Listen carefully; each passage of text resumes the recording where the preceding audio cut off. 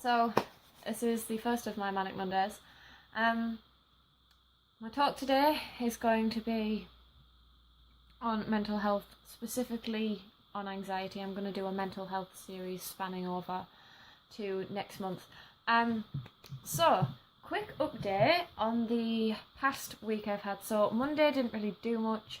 Tuesday didn't really do much. Wednesday I had a lovely day in with Con. We, watched a couple of things, had a few. I think we went to see on the 15th, which was a while ago, but we went to see It. Or it was kind of around that date anyway. But we went to see It, and it was brilliant, as you can imagine, even with me being absolutely terrified of it. It was really, really good. And then on Thursday, I didn't do much on Thursday. Didn't do a lot on Friday. On Saturday, I kind of had a nice lazy day in.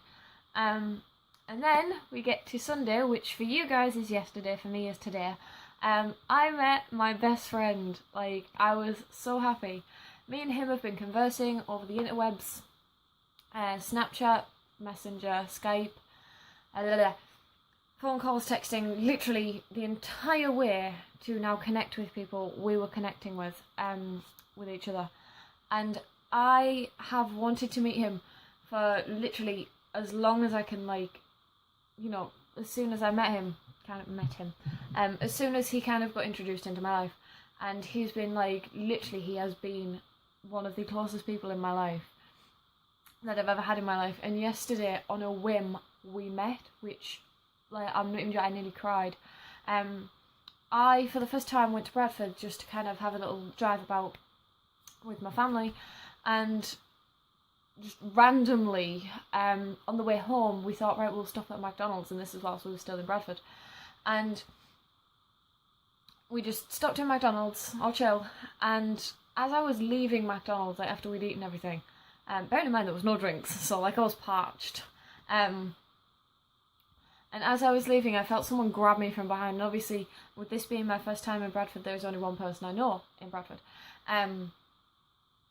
But yeah, I was absolutely terrified someone had just grabbed me. My dad was ready to kill someone and my mum was ready to run. And I turn around and there's just Pav stood there, and there was just this moment of, what the actual bleep? But I was, oh my god, it was so, just weird, because I thought, oh my god, you're my best friend and you're stood actually right in front of me, this is weird. And he just turned around and he was like, what are you doing here? I was like, hi! I was so confused. I was genuinely, really kind of, what?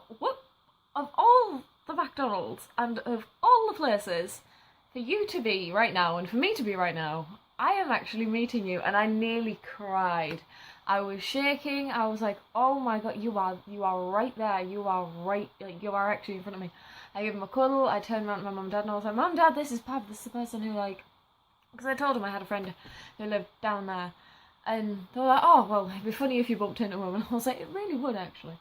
And lo and behold, I bumped into him in a McDonald's of all places. So I was so happy, because I was I was kind of elated the fact that I finally, after 3 years of knowing and getting to know this dude and talking to him on a pretty much daily basis, I finally got to meet him. So yeah, it was very, very strange for me. But yeah, so that's kind of how this week's gone. I've more than had the best day of my life on Sunday. / today for me, but yesterday for you. So my plans for this week are, today I'm going and doing stuffs in town and whatnot. And then I think I've got no plans currently for this week, apart from doing these videos. And I don't know, I've got really, really good feeling about next week. A really good feeling. After this week, how it's gone and how nice and relaxed it's been. It's either going to be a super, super hectic week, or I'm going to be a super, super hectic week of being social and just in general having fun. So, because you're on the opposite, can you guess, by the way, guys? Look, you can actually see my face this time. I've got different cameras. Woo! I'm not sure how the lighting's going to turn out, but, It is nice to be back on YouTube. I've had a couple of people say, how has it been being back on YouTube? It's been amazing. One day and I've got over 50 views. I'm quite happy with that. Like, I was not expecting that many people. I was just kind of expecting close friends and family. But I don't have that many close friends. Well, actually, I don't have that many close friends and family. But yeah, I was really, really ecstatic about having, like, woken up to actually having subscribers and actually having a few views. So I was really, really happy with that. And now, obviously, I'm now doing my Manic Monday series. I'm going to be doing it section by section, so it's going to be a talk topic that I'm going to cover over a multitude of videos instead of having part 1, part 2, part 3.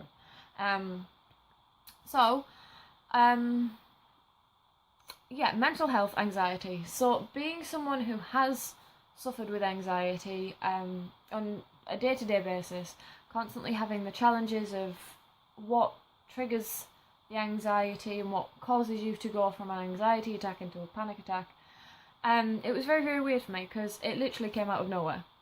I've always been very anxious in myself and always been very anxious in how I do things and how things need to be done. But it was very, very weird because I went from being a very social person to, like, not leaving my house, not going to college, and it just genuinely became kind of like a growth. And the more I kind of gave into it, the bigger it got. So I learnt to kind of ignore some of the signs and symptoms of when I was having a panic attack, because I would just kind of get past it, get myself home, and go to bed and just kind of sleep off the anxious feeling, which would work, but eventually it stopped working, like, altogether. I do apologise, I've done quite a bit of bang today. Such a weird noise. But no, I've done quite a bit of today. But whilst we were on our way down to Bradford, I'm just going to give you my most recent thing of anxiety. I was feeling super duper panicky. I hadn't eaten that day at the time, and I hadn't slept as good as I'd wanted to, because I've noticed if I'm really hungry, like to the point where I'm almost shaking because I'm that hungry, which is like literally a few hours without food for me, or if I'm really, really, really tired, I will panic for some reason. I don't know why. And then I'll start to kind of have like an out-of-body experience where I don't feel quite myself and I almost feel like I'm dreaming, and I feel like I've fallen asleep in a public place, and then I think, oh my god, I'm never going to wake up, I'm now in a coma. It's really weird. But today I had a bit of a panic, and I was chewing on a Frutella, and the first symptom of my panic is whenever I'm chewing, it starts to feel like it's a part of my tongue, and I know it's really weird. If any of you have ever had very similar symptoms, or kind of actually, yeah, let me know what some of your symptoms are, like, for when you start to have that panic, because that's kind of the main trigger for me. Like, I'll start to feel dead anxious, and sometimes it'll just stay at feeling anxious and panicky, and then sometimes it'll progress into, like, an anxiety attack, and then it'll go into panic attack, and I'm like, I hate my life. But yeah, so having dealt with that, I can't turn around and say, oh, this is how you fix it, this is what you should be doing. I cannot do that, because I honestly don't know how I've done what I have, which is slowly but surely not stop it completely, but definitely lessen the amount that it happens. I used to have a panic attack on the bus, going to college, going to the bottom shop, which is really weird, but it almost became agoraphobic. I did not like being outside of the house, but the only reason I didn't like being outside of the house is because my house is my safe zone, and I've got safety items, and I've got safety zones. Friend's house who I'm super duper close to, I feel so safe with, and I might have a bit of a panicky feeling to myself, but I won't have like an anxiety or a panic attack, which is really nice. And I very rarely get anxious at home.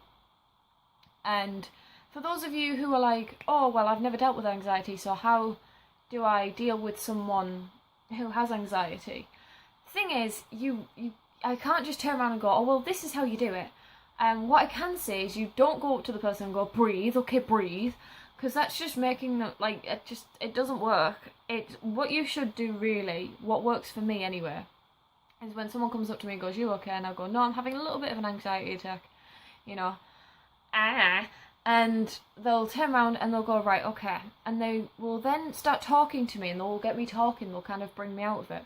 And they're like, right, okay, tell me about Skullduggery Pleasant, because as a lot of you know, I'm not even joking, obsessed, completely obsessed. That is literally there because I'm doing just a bit of reading. So I'm a little bit obsessed, and they'll go, right, okay, tell me what happens in the first book of Skullduggery Pleasant. I don't care about spoilers, just tell me. And it will bring me out of it. And it distracts me, it stops me panicking as much, because it's something that I occasionally read when I'm feeling panicky. I will read it to kind of distract myself if there's no one else there to distract me, because I don't want to lean on people too much. But occasionally leaning on someone is needed. But another thing for buses, because that's really a heavy trigger for me, I tend to avoid them when necessary, but if I don't have an option, I won't force myself. I'll go, right, I have an option to get off this bus whenever I fancy getting off this bus. And I'll normally either stay on a stop longer than what I should. I will obviously pay for it. I'll either stay on a stop longer than I should, or I will get off a stop early, depending on how I feel. If I want to push myself that extra mile, I will get off a stop later. For example, the 58 goes into town, and I can get off at Argos, or the kind of top end of town, or the bottom end of town. And some days my destination, because I always like to start from the top end of town, I never go as far as Argos. I never go that far up because there's nothing really up there for me. Or I will go down to the bottom, depending on kind of what I'm doing. But 9 out of 10 times, it's middle of town. The middle stop. There's the Argos middle and there's bottom. So basically the top end of town. And I will normally, 9 out of 10 times, get off at the middle stop. And if I'm feeling really kind of outgoing, I'll actually go in reverse. I will go to the bottom and I'll work my way up, depending on what I need and,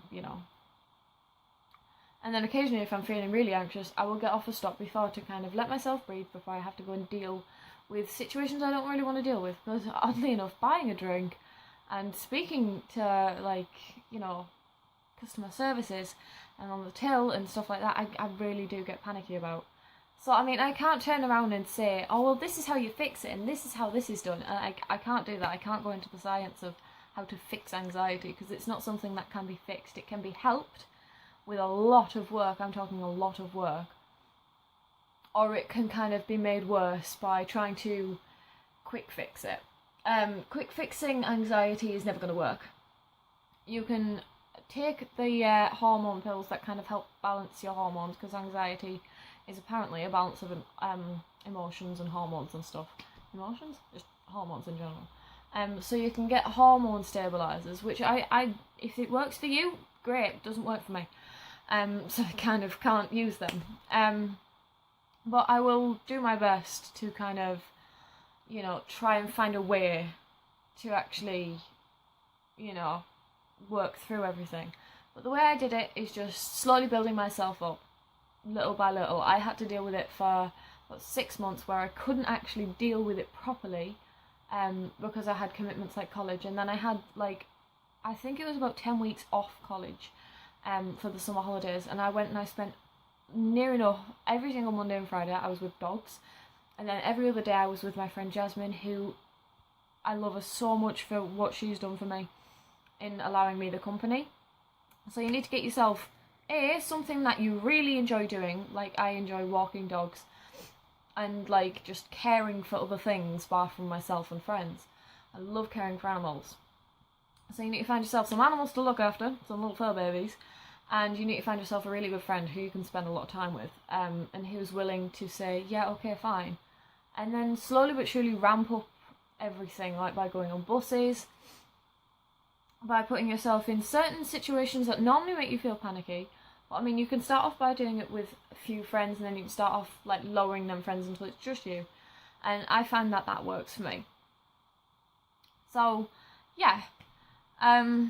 That's pretty much all I've got to say on anxiety. Apart from a few milestones, for a year I couldn't go to Borough, and I've now officially been back to Borough with a friend, because friends are awesome. Thank you, Kira, or just, I love you.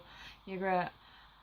I have been to a theme park like Water Valley without my mum and dad, and I've never been on a ride without my dad in my life. So that was a big thing for me. I managed to make it all the way down to Bradford, even though I had a little bit of a panic in the middle, but that is to be expected. But I had made it all the way down to Bradford, and I was okay, and I wasn't wanting to go home. And then I kind of feel like karma rewarded me for pushing myself to them limits by just having Pav there. It was amazing.